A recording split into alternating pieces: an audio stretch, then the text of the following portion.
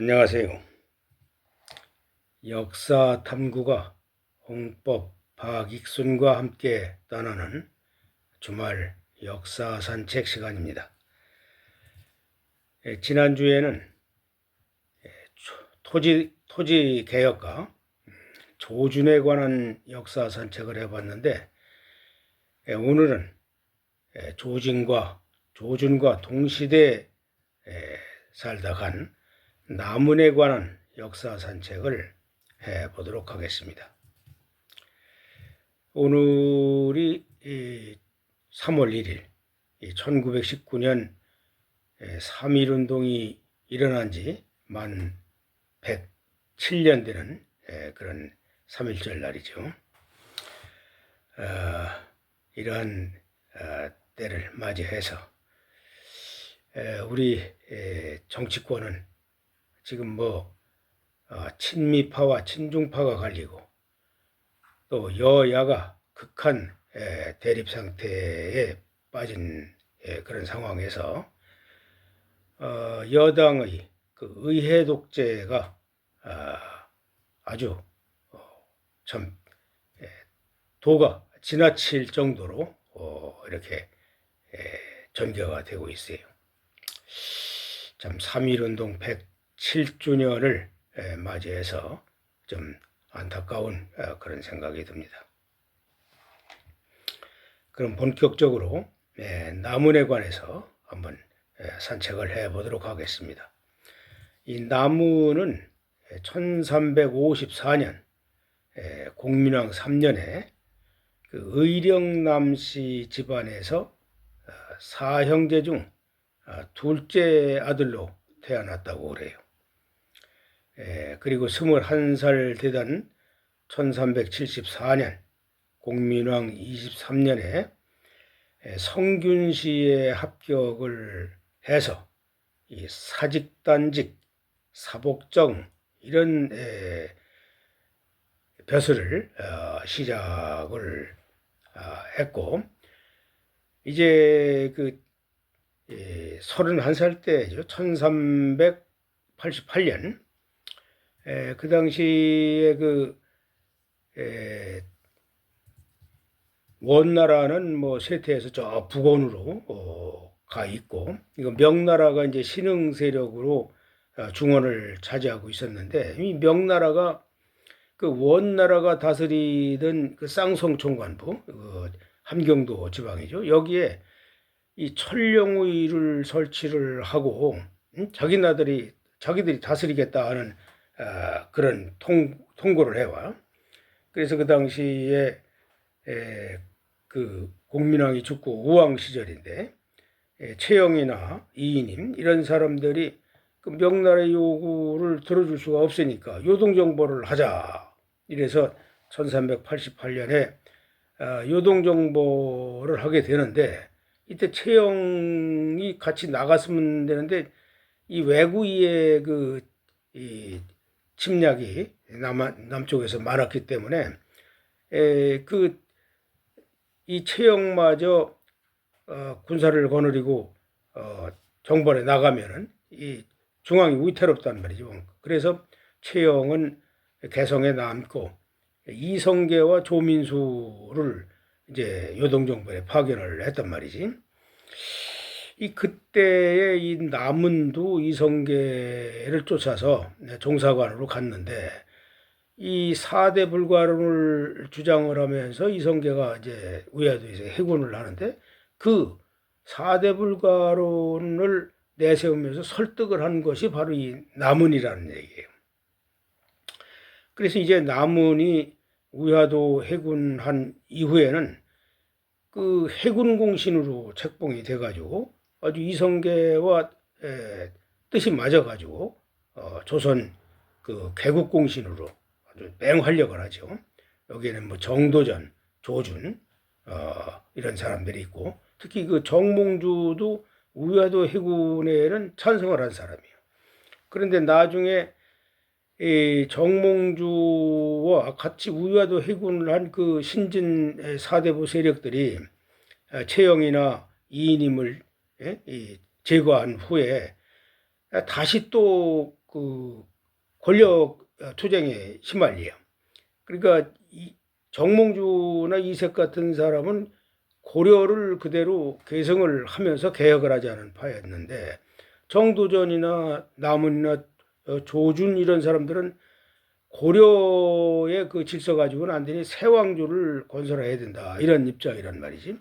그래서 우유와도 해군까지는 서로 의기투합이 됐는데, 이런 그 고려를 지탱하지 않은 정몽주 세력과 새로운 나라를 건설하지 않은 정도전, 이성계, 남은 이런 세력과 대립이 생겼단 말이지.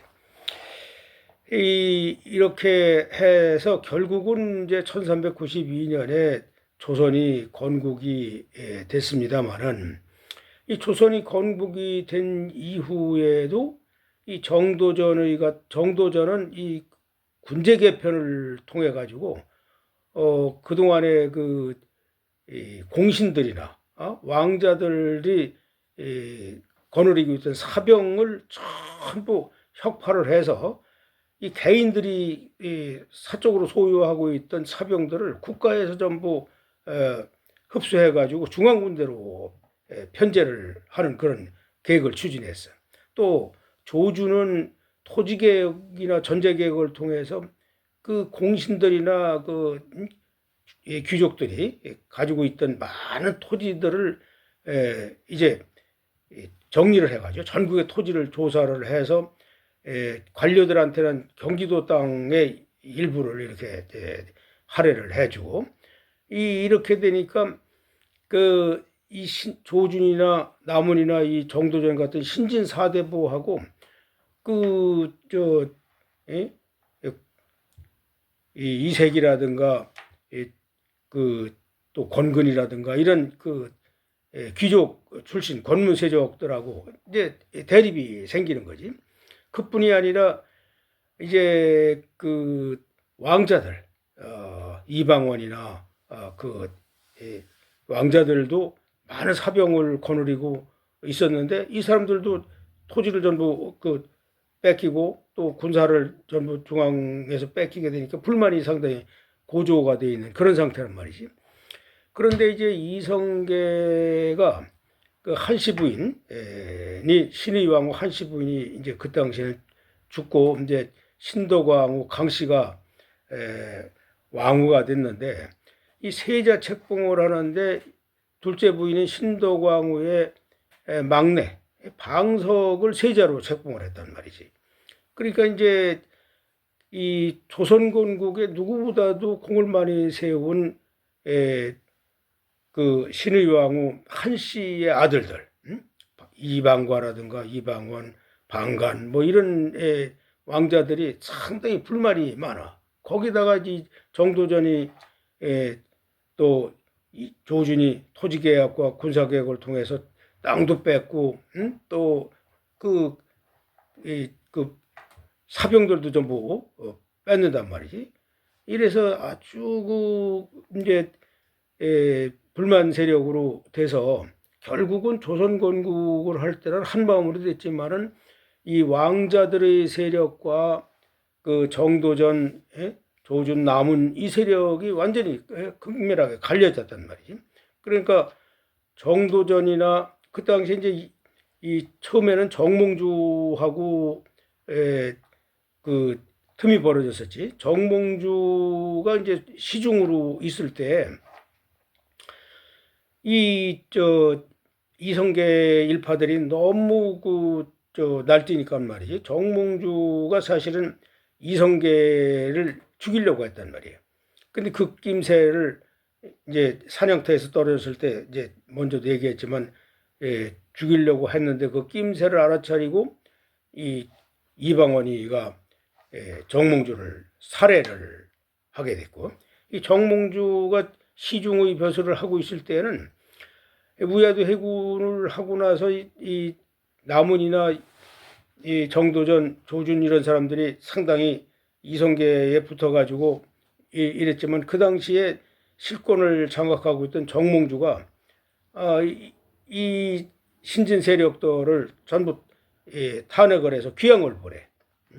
그런데 귀양이 간 후에 한 불과 열흘 후에 이방원이가 정몽주를 살해를 함으로 인해서 기왕 같은 정도전이나 조준이나 남은 이 전부 다 이 석방이 돼서 이제 조준은 경기도의 그 병마 절도사, 또 남은은 경상도 절제사가 돼서 이 병권까지도 이제 완전히 장악을 하게 되는 그런 상황이 됐단 말이지.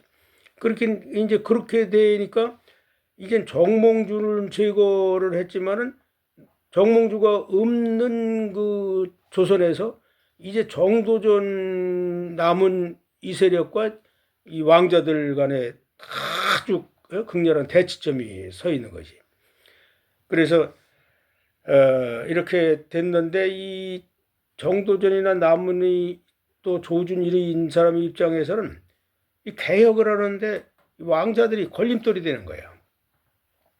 그리고 또 세자 책봉을 하는 데서도 이제 이 아주 그 나이 어린 방석을 세자로 책봉을 해놨기 때문에 이 걸림돌이 돼.